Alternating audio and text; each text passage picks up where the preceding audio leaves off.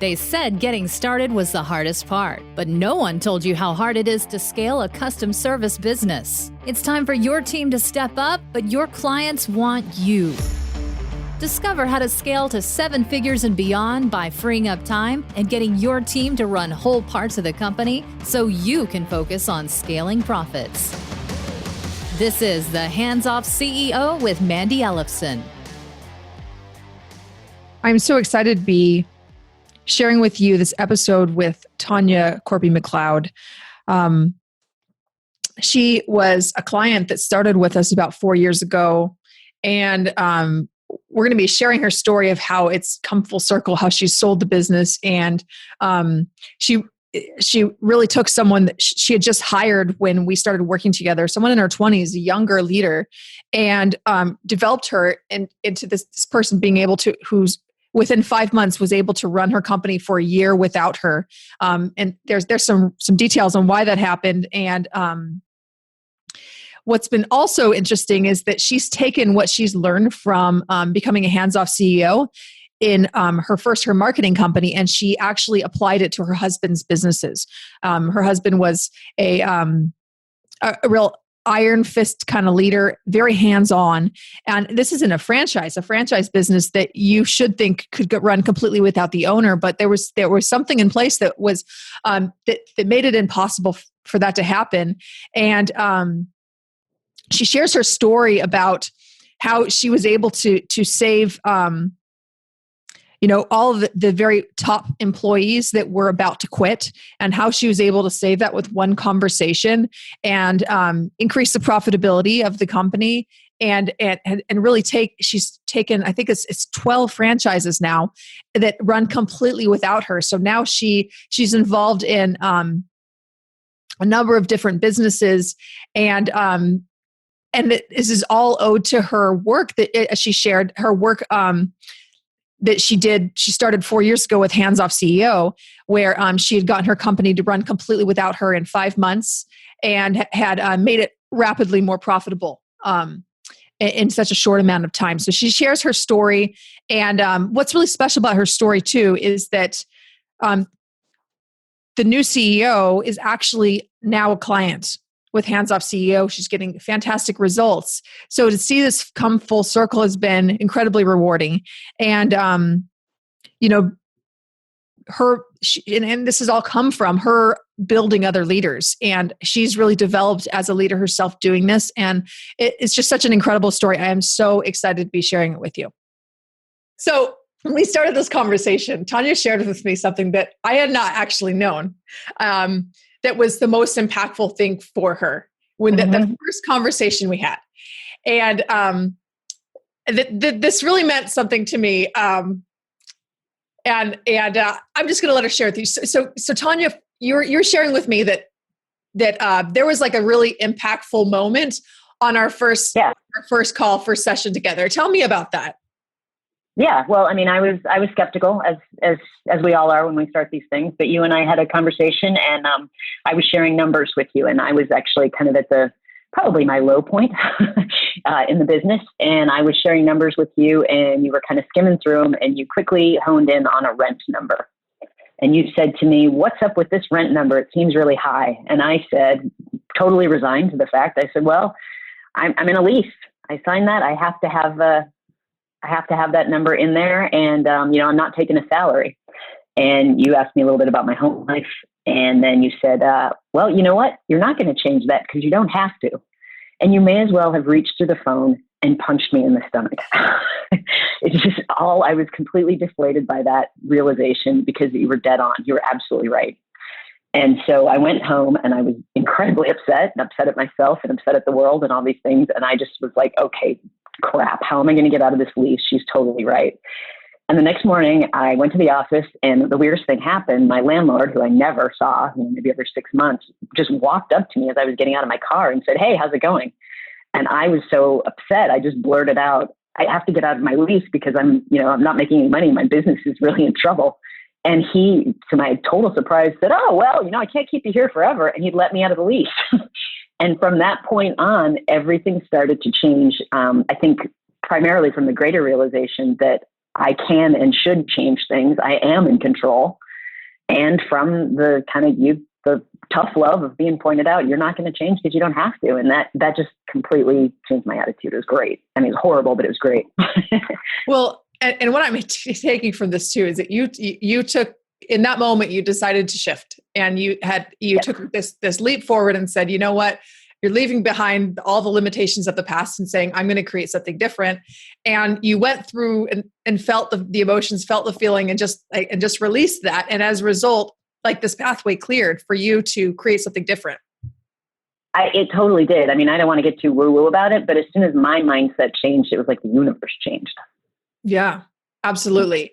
And well, you know what? You don't know this, Tanya. This is the first time you're going to hear this, but one of the reasons I could see you in a way, in an interesting way, because I was actually in a similar situation at the time. And, 4 years ago, I was really at this point where I had actually let go of most of my clients.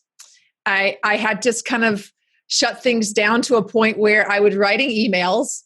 I was in a non-committed, committed way where I would offer like these one-off sessions. Remember that? It was like a one-off session. Yes. That's what that was actually. And I wasn't committed to do any more than that, because I'm like, I don't want to commit to like working with a client for 9 months or something. I just didn't know what I wanted to do. I didn't know whether I just wanted to be a stay-at-home mom. We had just brought in a new teenager into our home who needed a lot of extra care in our family. She's now moved on to college and she's doing fantastic. But at the time she was quite troubled.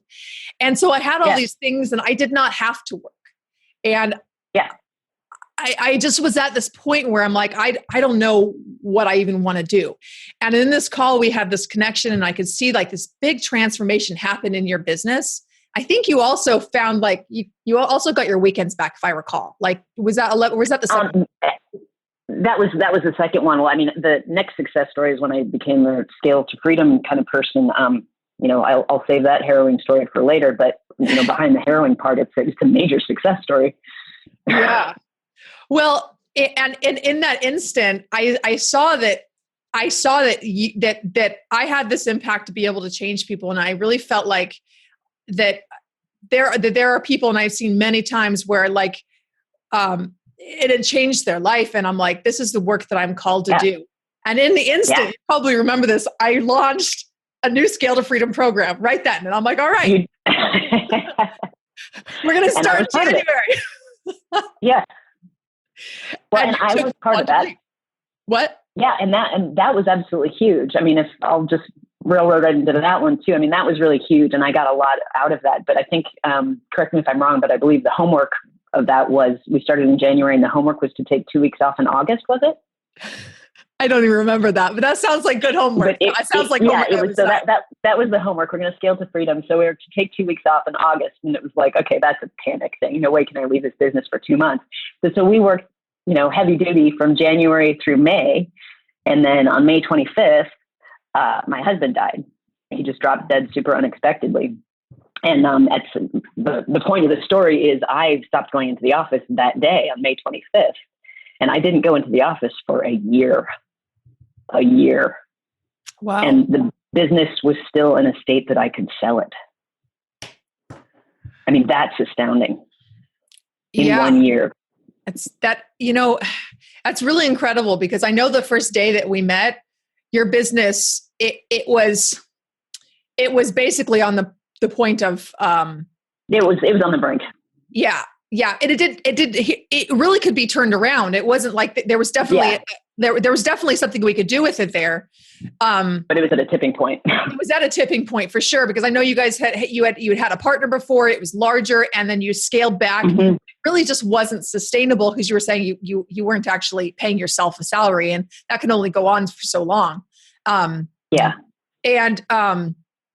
So anyway, those jobs, like, what would have happened if it was the same and what happened? If we hadn't, well, if what happened, I probably just would have had to call my clients and say, or have somebody call my clients and say, sorry, But instead, I called that morning and said, I'm not coming in, and I didn't know what my next plan was. And they just like picked up and did it. I mean, I had just taught them how to do billing the month before.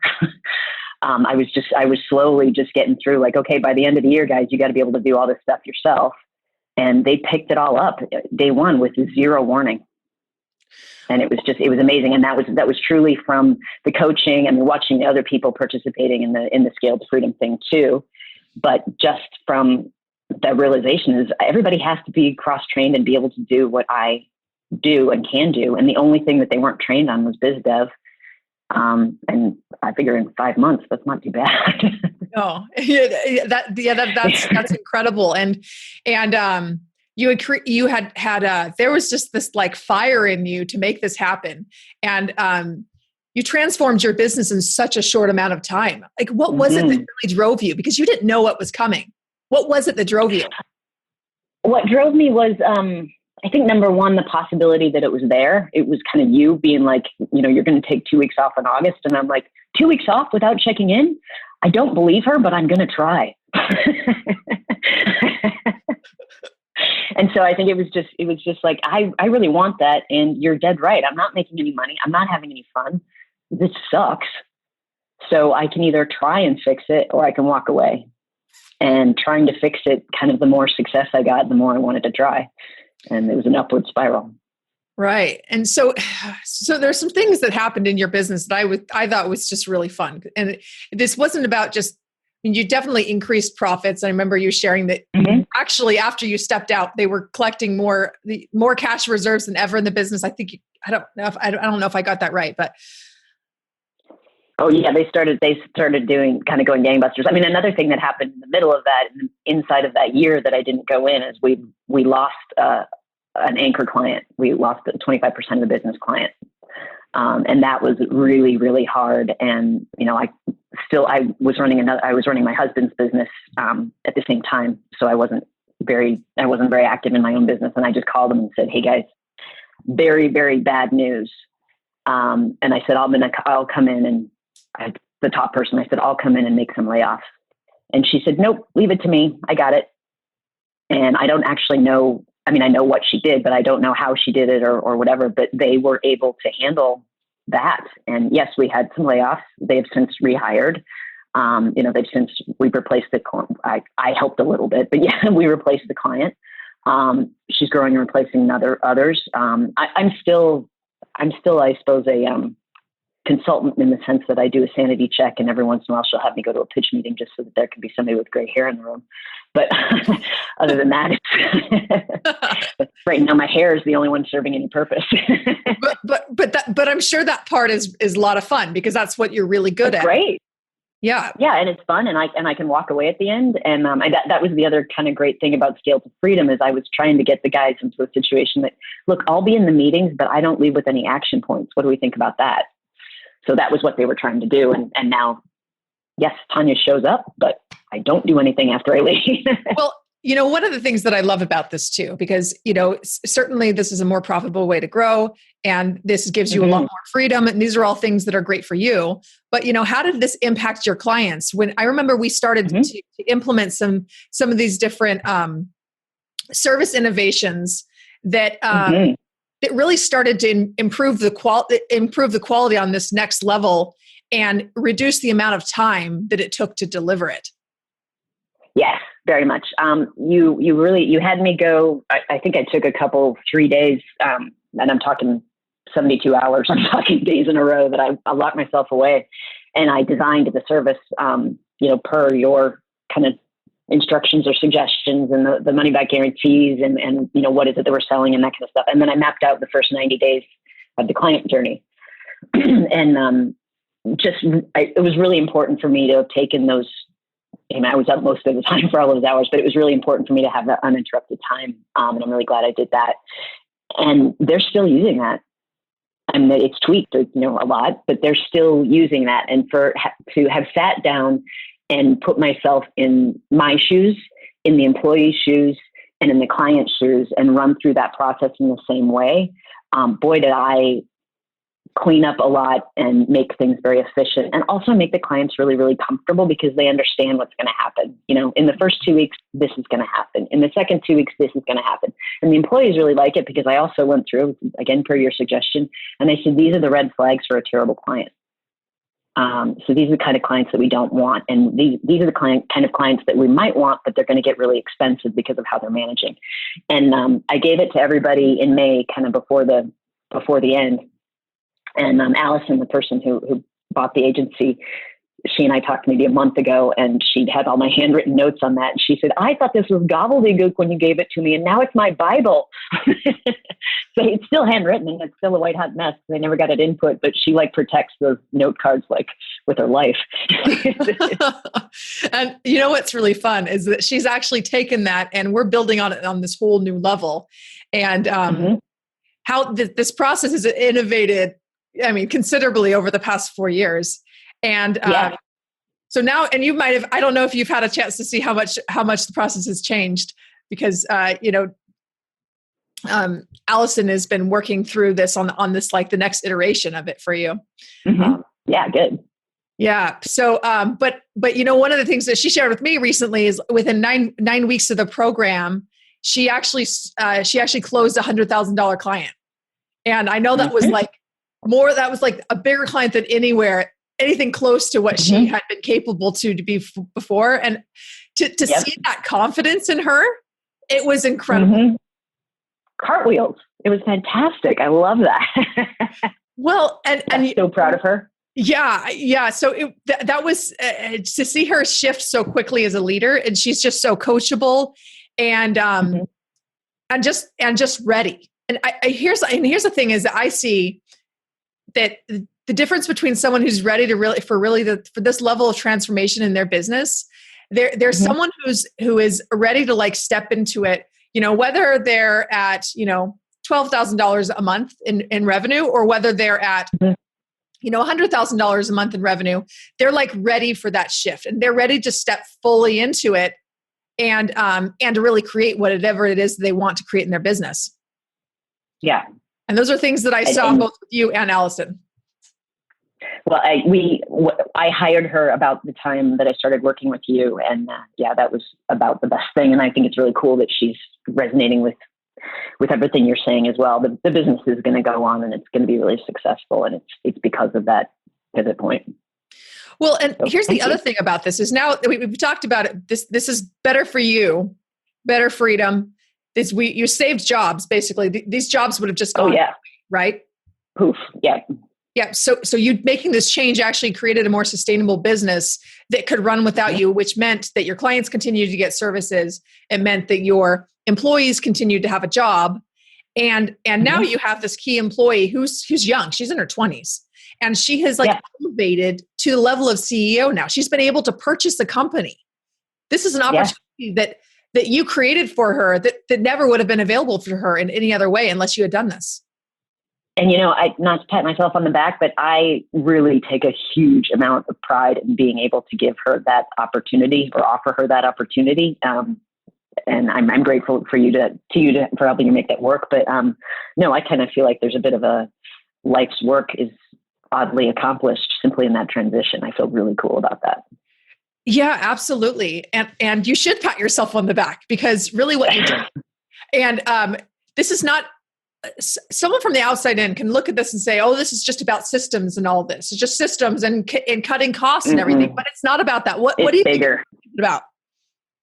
It's way bigger than that. I mean, yes, you can intellectually, on paper, on a spreadsheet, kind of cut costs and that kind of stuff. And anybody can do that, but understanding what's behind it. We're emotional beings. And we just are. And I think women will admit that faster than men will. But I've worked with a lot of men, and they too are emotional beings. They just swear faster.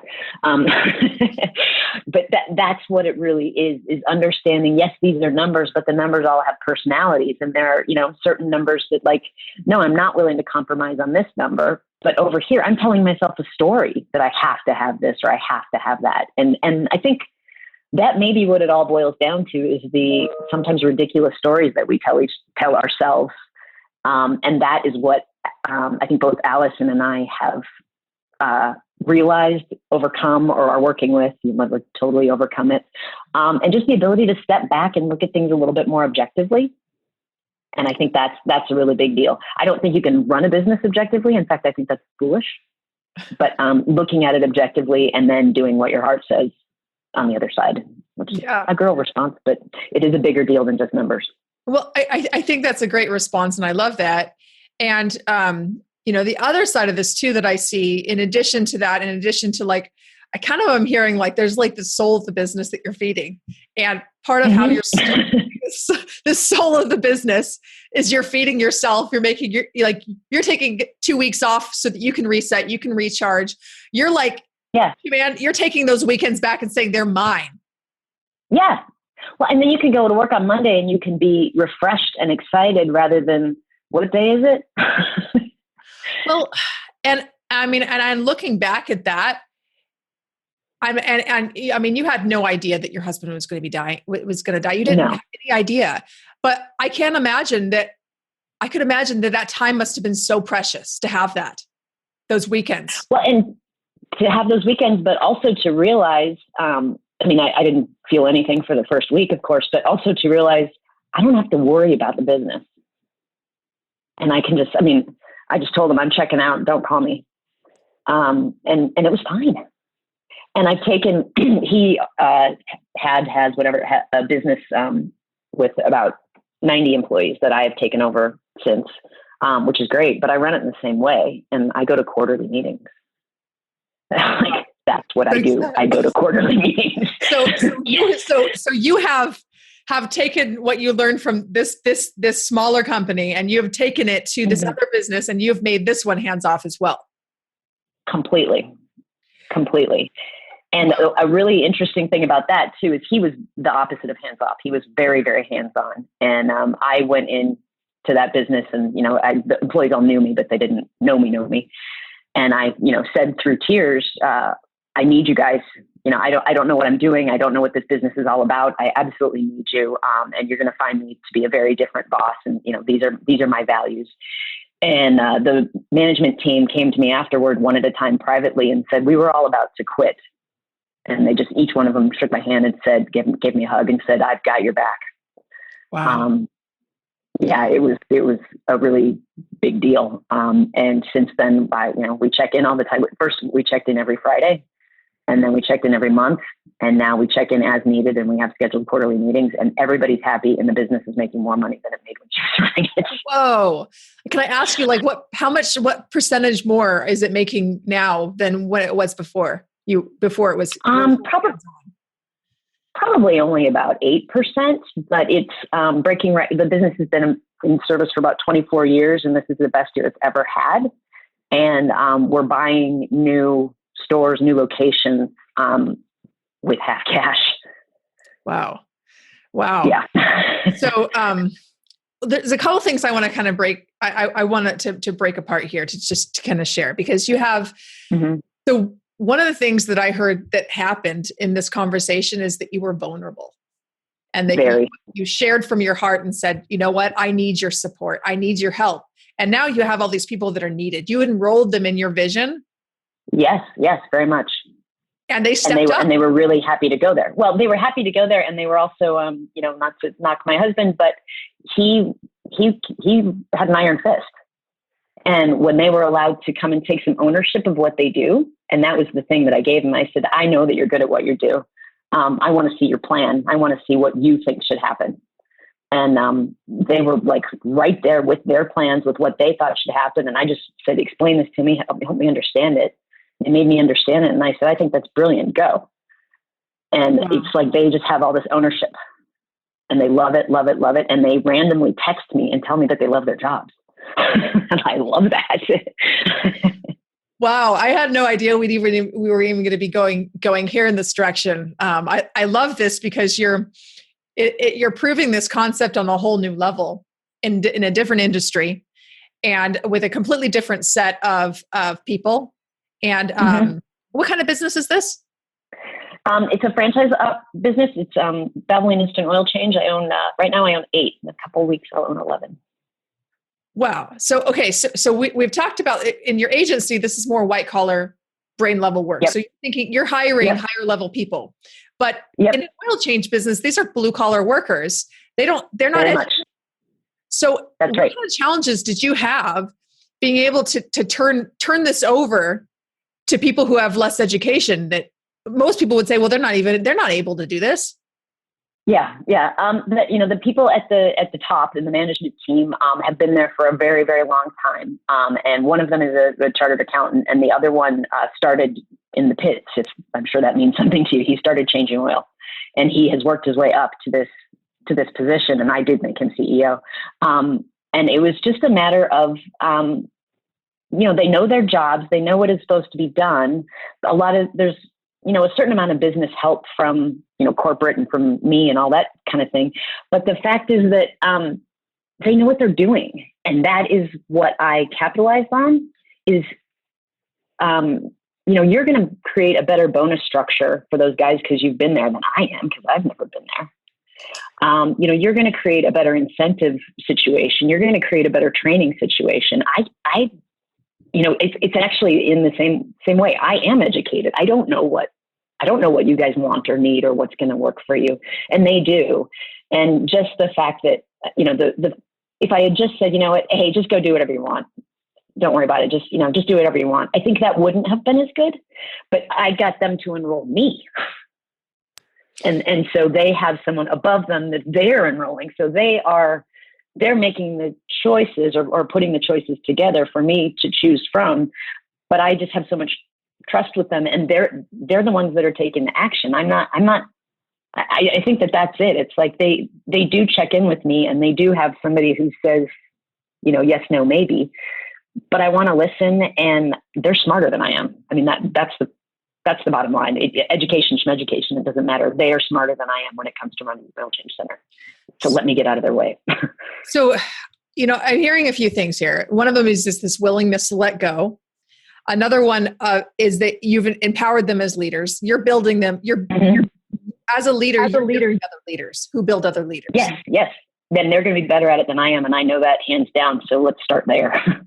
Right. And well, that's what it is to be a hands-off CEO is you building other leaders. That's what it, would you agree with that based on, you've gone through this process a few times?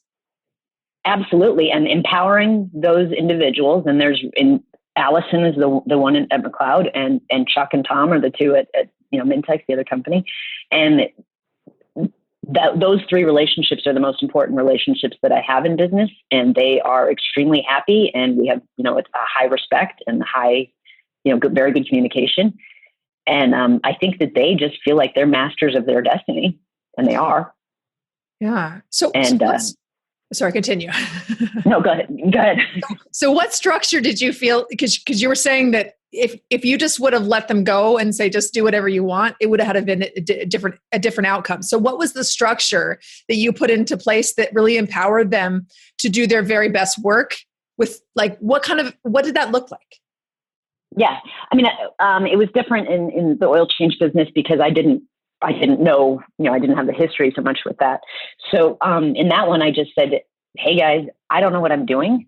I'm a smart business person and that, from other situations, but I've not been involved in this in the day to day. So I would really like for you guys to show me, show me the budget for next year, show me the bonus structure, show me the things that I know have to be in place. And at first ask them to educate me on them. So I said, tell me what you do. This is just a pure education thing. And then I said, what about these things? These things seem weird to me, and not in an accusatory way, but I don't get this. I need extra explanation on that. And that happened in about, probably an 8-hour meeting. And then the next day I, slept on it. The next day I went in and I said, okay, these are the things that I would do. And I'm asking you guys to give me a sanity check because, am I nuts? And I think it was probably about a list of maybe 10 things. And 3 of them, I was absolutely nuts. And, it didn't make any sense. And I learned, the others were like, 6 to 1 after the other. And 2 of them, they were like, yeah, we didn't think of that. We're going to implement that.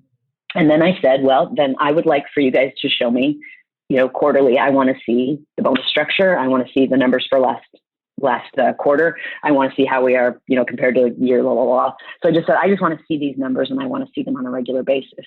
And they were like, great. And then I said, then in January, I want to see your plan for the year because you're obviously executing the plan for this year and it looks great. So, first week of January, let's talk about what that is. And they were super excited. And I went up in January, so it was like 6 months later, and they had, it was just amazing. They had, first of all, they said, these are our goals. This is the justification for everything that we're going to show you. These are our goals. This is what we want to do here. And I asked lots of questions, and I think they really, really enjoyed presenting it to me because they'd never had the opportunity to do that before. And I just sat back and listened, and then I asked questions and made a very few tweaks. And I said, you guys are amazing. And I got him a membership to the Beer of the Month Club. And, and then I went home. Well, what I heard is that you trusted them first before actually. Yep. So you came in with the expectation that you could trust them. But that wasn't a blind trust though, because you trusted them and say, well, let's see what you bring. Right. And if they brought something terrible, you might have found them, right?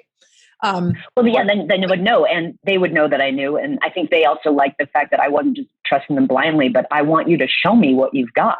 And that's cooler. I mean, I think that's way better when somebody says, show me your stuff. And then I think you're awesome. Right. And what I thought was really interesting there too, is that you said you had 10 ideas and 2 of them were brilliant ideas, but 8 of them weren't really that good ideas. Some were terrible ideas. No, they weren't. And so if you would have been the CEO that came in with the iron fist, then you could have completely run this company into the ground because you did all the wrong things. Yep.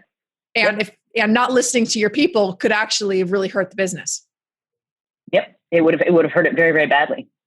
And I, in this process, I ended up getting them totally on side, and like, we're laughing and joking and we're locking arms and we just have a high respect.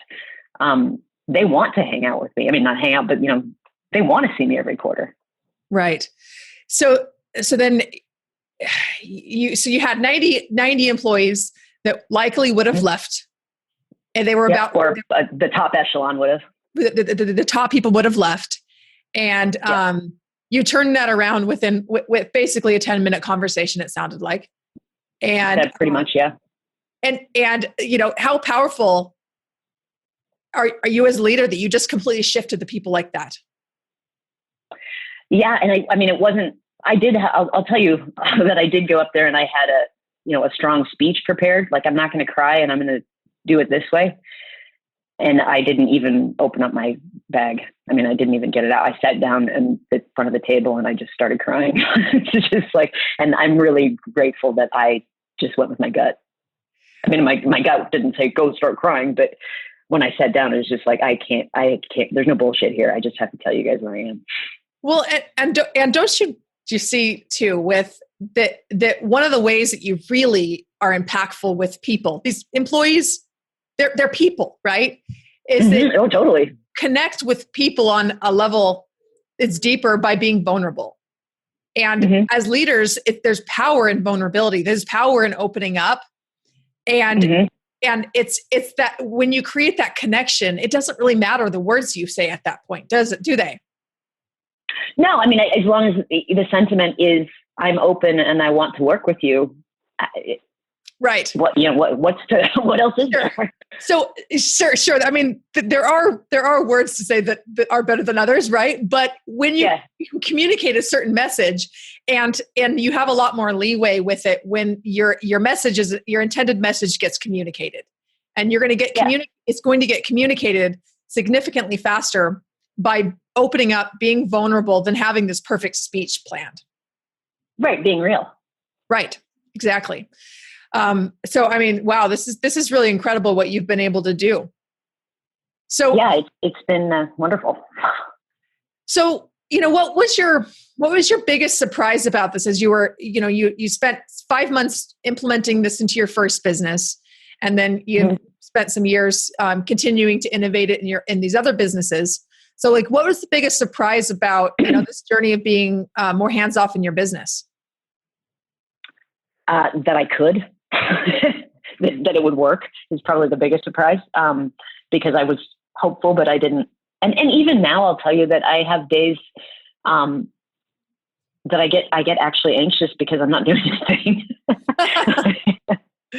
So that story has not completely left my head. One of our clients called that the hands-off CEO twitch. Yes, I still have that. I think that's a very good name for it. Yeah. Wait, what's wrong? We feel like we should be doing things, but you don't really have to, right? No, exactly. So I think that was a big surprise that it works. And I think, I guess the second big surprise is that it works so well. Wow. So what would you say? Yeah. Sorry, continue. Go ahead. No, go ahead. So what would you say to a CEO who is in a situation where they're at this transition in their business, or they'd really like to see something in their business change? Maybe it's more profitability, maybe it's more freedom, but they don't really believe that it's possible.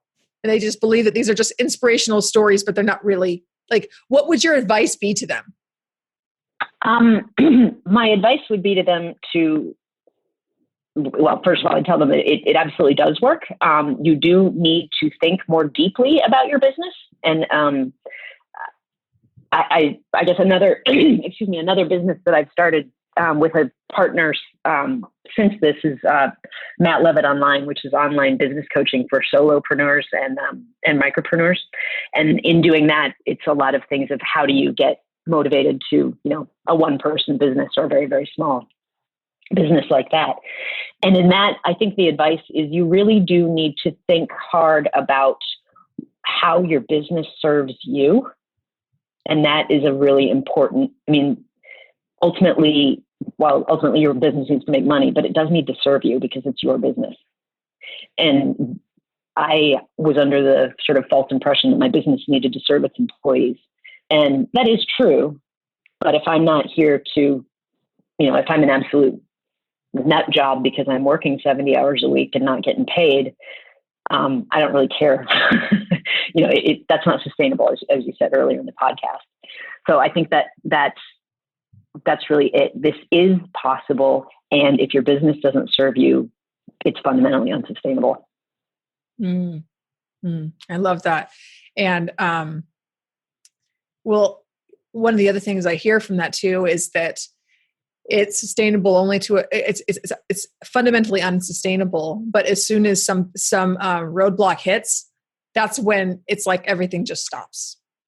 Yeah, and you'll fall apart. And again, I can't talk about these things without getting into marketing a little bit because that's where my brain goes. But you just have to know more about your business than simply turning the crank and performing your service like crazy. And I think that's what I was on this hamster wheel of I'm just going to do marketing and it's going to be great and everything's going to be fine. It's no, you have to think more deeply about what your business is and how it works, because it's a thing. I think that, your business is more than your office. Your business is an entity that operates and does things, even if it's just you and you're, selling Amway vitamins, whatever that is. It still is an entity that takes your time, that hopefully gives you money. It has to work for you. So think about that, and also think about who you are. An example of that is in business development for McLeod. I'm a person who just hates talking on the phone. And I made myself do cold calls. And you know what? They all failed. I had zero success. And it just, making myself do things like that just didn't work for me was stupid, a waste of time, a waste of energy. And I was deeply unhappy. And I think you make it work for you, know who you are, and know what you want that business to be. And you can create it. It's absolutely possible. You can tweak businesses from here to Sunday and they'll be fine and better. Make it work for you. Wow. That is such great insight and advice that you gave there. And, how beautiful this is too, that you're now in this place where you can start teaching other entrepreneurs how to do this, how to create the same kind of transformations that you've done in your own business. Yeah. And it's easy. It's hard work, but it's easier than you think. Right. Oh, I love that. I love that you're out on this rampage, helping more entrepreneurs and really expanding this mission, right? Yeah. And I think, entrepreneurial lifestyle is so wonderful. It has its downsides, but it's way, way, way better than anything I've ever done. So we're people what you might call unemployable. I love that. I mean that as a compliment, but I do occasionally tell my entrepreneurial friends, like, yeah, you're pretty unemployable. And first I get mad and then they go, oh yeah, I am. Thank you. So where can people reach you? Like in this new work that you're doing? Yeah. Matt Levitt Online, MATTLEAVITT Online is, a business that I've just started with a friend, that helps people get their solopreneur businesses, up and running or running better, better planning, through kind of a 6-part process that's really easy to follow, and also takes into account your own mojo, which I think is extremely important. You've got to operate how you are, not squeeze yourself into someone else's method of operating. So yeah, that's what I'm doing right now. And then also the Valvoline stores, and I'm on LinkedIn. Love it. I love it. Okay, so mattlevittonline.com. We'll post that in the show notes. And Thank you. oh yeah, absolutely. And do you have any resources there for them to be looking at with solo entrepreneurs? Absolutely. There are courses being introduced actually Monday, and we have quite a few blogs and just some resources on how to think about your business and how to think about how you get out there and put yourself in action. Love it. Well, Tanya McLeod, fantastic woman to learn from. I'm so inspired by her and what she's been able to do, and just like what a fast, quick action taker she is, how committed she is to creating a vision and just making it happen, and just letting go of any of those limiting beliefs and just making it happen. So I am just so proud of you, Tanya, for your success. Thanks so much for coming on the podcast.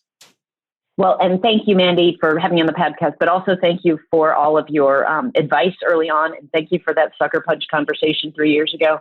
And I'm very, very grateful that I was referred to you. So thank you. This is much of this success has to do with our work together. So thank you. Thanks. Thanks for listening to this episode of the Hands Off CEO with Mandy Ellefson. If you want to work less and make more, make sure you subscribe and get a new episode every week, and help spread the word by leaving a review.